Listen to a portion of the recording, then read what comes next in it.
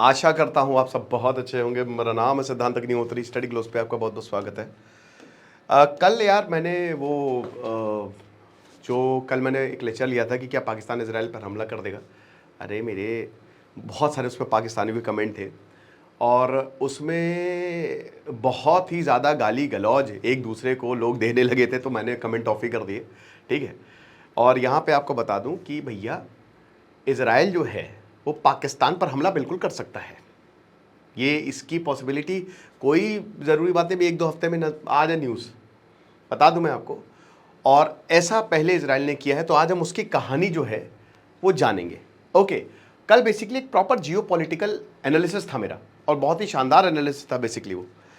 तो अब क्या है कि इजराइल ने ऐसा पहले भी किया है। टाइम्स ऑफ इंडिया का बहुत अच्छा आर्टिकल है ये, तो मैं इसमें आपको बताऊंगा। ऑपरेशन काहूता के बारे में मैंने आपको ऑलरेडी बताया है, ठीक है, कि क्या इजराइल जब हमला करने वाला था, एक्चुअली क्या था ना कि भारत ने जब अपना न्यूक्लियर प्रोग्राम बनाया 1974, the Buddha has smiled, operation laughing Buddha. लेकिन 1998 में हम प्रॉपर जो हमारा ऑपरेशन शक्ति, हम एक न्यूक्लियर पावर बने।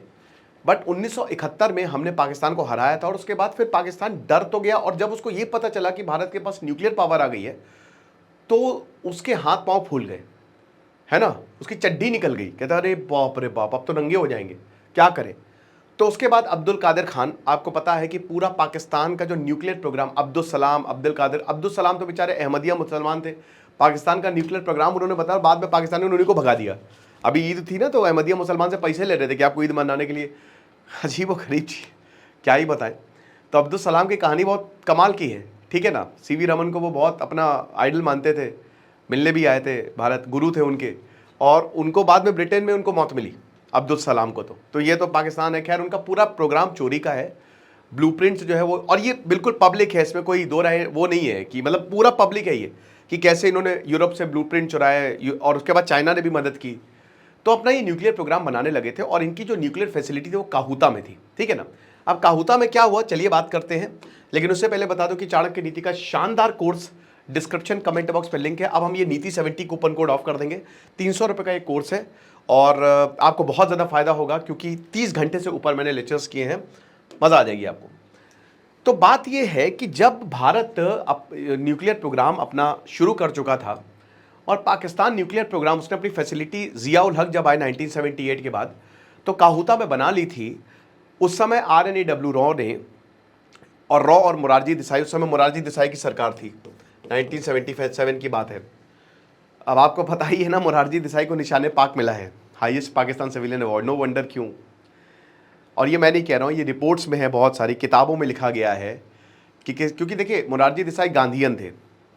तो हुआ ये था कि काहूता में जो न्यूक्लियर फैसिलिटी थी उस समय, हमारे RNAW ने ये बोला था कि हमने ये सब कुछ पहचान लिया है कि कौन कौन यहाँ पे है, हम उन सारे साइंटिस्ट को मार देंगे, ठीक है, आप बस पैसा दीजिए हमको।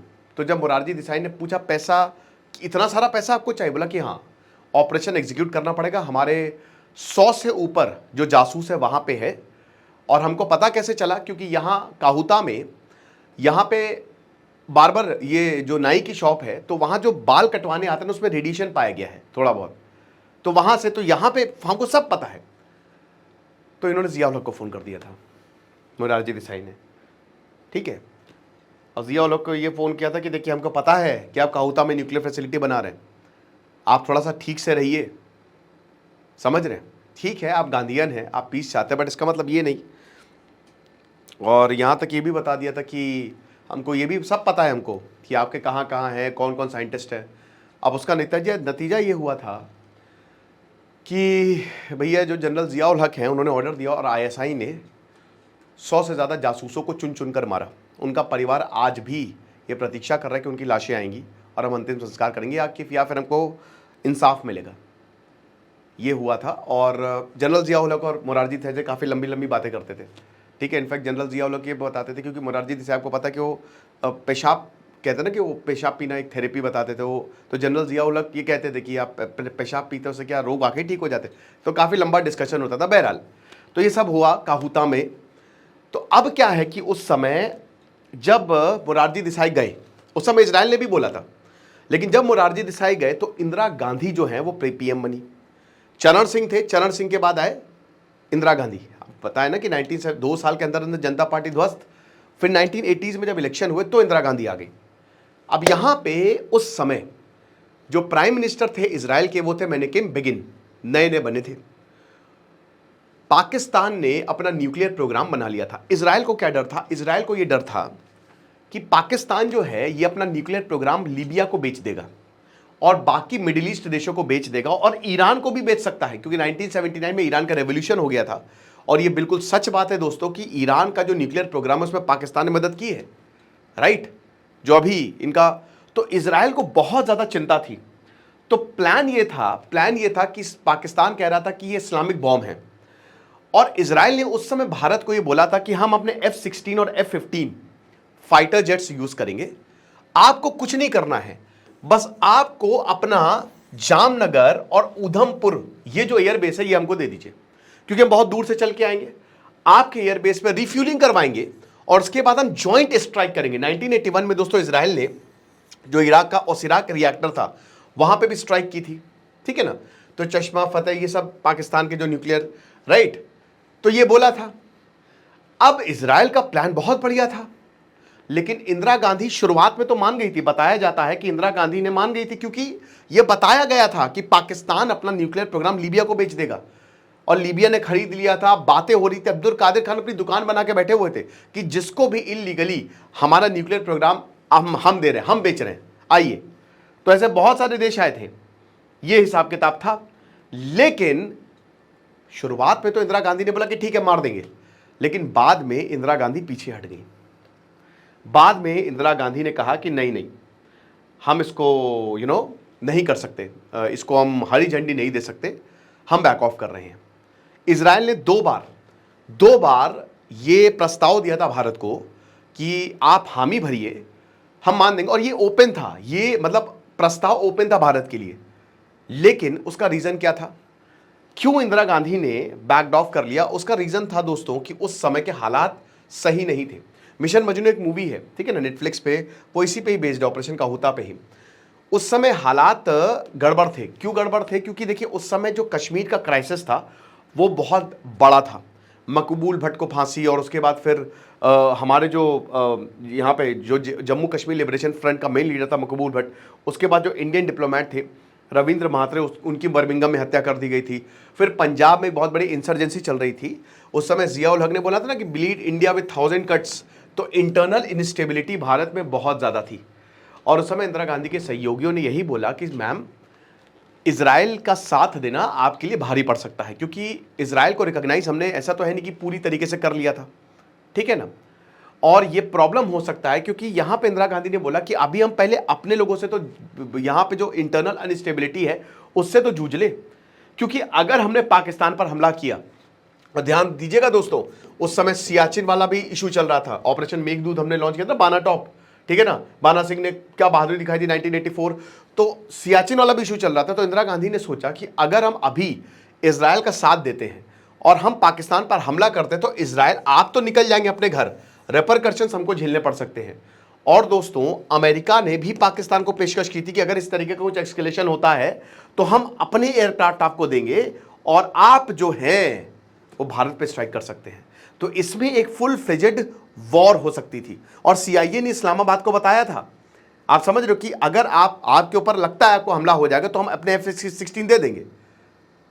और फिर उसके बाद अमेरिका जो है पाकिस्तान के ऊपर बहुत मेहरबान था, बहुत ज़्यादा। 1979 के बाद से अमेरिका ने बहुत पैसा दिया है पाकिस्तान को, ताकि तुम जाओ मुजाहिदीन खड़े कर सको सोवियत अफगान वॉर में। तो ये भी एक बहुत बड़ा फैक्टर था कि अभी जो हवा है वो भारत के साथ नहीं चल रही है, ठीक है ना, भारत के खिलाफ है। तो अभी प्रॉब्लम बहुत ज़्यादा हो जाएगी, क्योंकि फिर हमको हो सकता है पाकिस्तान से डायरेक्ट वॉर झेलना पड़ जाए। और देखिए हम हरा देंगे, कभी भी हरा देंगे, कोई प्रॉब्लम नहीं है, लेकिन फिलहाल अभी हमको अंदरूनी चीज़ों से निपटना है। बट मुझे लगता है कि शायद इंदिरा गांधी को, या फिर उस समय राजीव गांधी या 1984 के बाद से, तो उन्होंने तो इसको पूरी तरीके से नकार दिया कि नहीं हम कोई भी एक्शन नहीं करने वाले इजराइल का मिलके। लेकिन अगर कर लेते तो आज जो है वो पाकिस्तान एक न्यूक्लियर नेशन नहीं होता, और फिर दुनिया में आतंकवाद भी नहीं होता। तो यही है, ये बहुत बड़ा एक हेल्प थी। अब दोस्तों क्या है ना कि अभी तक वो चीज़ें, क्योंकि देखिए न्यूक्लियर की अगर बात करते हैं तो पाकिस्तान ईरान के सपोर्ट में है, ये आपको पता है ना।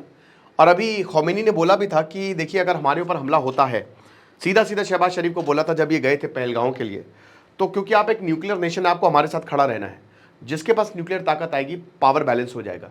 उस समय शहबाज शरीफ बगले झांकने लगे थे, कहते हैं कि पाकिस्तान ईरान को धोखा देगा, और अगर पाकिस्तान ने ईरान को धोखा दिया तो पाकिस्तान अपनी खबर खोद लेगा, ये भी आपको बता दूं। और सबसे बड़ी बात, अब ईरान पर हमला हो गया, अगर भनक लगी इजराइल को कि पाकिस्तान ईरान की मदद कर रहा है, तो हो सकता है कि चलो उस नहीं, लेकिन अभी इजराइल जो है पाकिस्तान की न्यूक्लियर फैसिलिटी उड़ा दे, और इस बार शायद भारत जो है वो पीछे नहीं हटेगा। भारत ने बोला कि ठीक है। और फिर 1988 में हमने और पाकिस्तान ने एक एग्रीमेंट भी साइन किया था, ठीक है ना, कि हम अपने न्यूक्लियर फैसिलिटी लिस्ट का एनुअल एक्सचेंज करेंगे। और अभी तक 1992 तक 1 जनवरी से ये ट्रेडिशन कंटिन्यूड है। बट जिस तरीके के अभी हालात है भारत पाकिस्तान के, यही लगता है कि अगर उस समय कुछ ऐसा कदम ले लिया होता तो बढ़िया ही रहता। बट ठीक है, हालात जो है अलग अलग होते हैं। उस समय भारत के हालात सही नहीं थे, पंजाब में एक बहुत बड़ी प्रॉब्लम चल रही थी, जो उस समय इंदिरा गांधी को बहुत सारी चीज़ें देखनी थी। कश्मीर के भी हालात बहुत ख़राब थे, और नॉर्थ ईस्ट को भी देखना था उनको, तो पैरेलली बहुत चीज़ें चल रही थी। आपको क्या लगता है मुझे कमेंट बॉक्स में बताइएगा। बाकी आप शानदार चाणक्य नीति का कोर्स अवेल करें, आपको बहुत ज़्यादा फायदा होगा। Thank you so much.